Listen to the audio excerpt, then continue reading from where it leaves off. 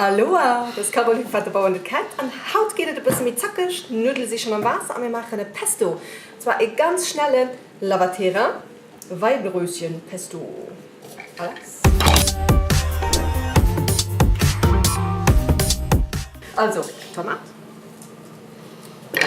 2 Zwiebelknöpfe. Und dann Eiskräuter, die man sich dann haut ein bisschen mit Blumisch. Machen wir Lavatera an, Weidenröschen, die ihr wischt mit zart Lederscher kann ich holen. Und Blumen natürlich und Knospen. Du kennst Olivenöl.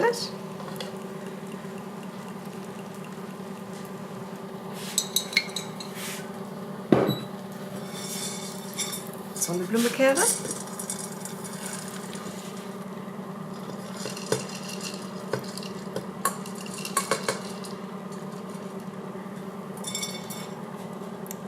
Hier Flagge.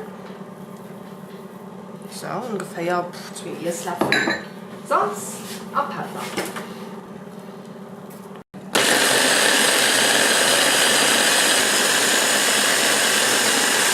So, den Konsistenz gerne ein bisschen. Wie flüssig hat, kann auch ein bisschen Olivenöl beimachen.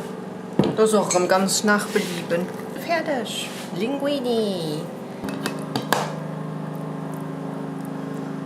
So. Hui. Merci. So, hier ist noch ein paar Sonnenblumenkerascher. Voilà. Nam nam.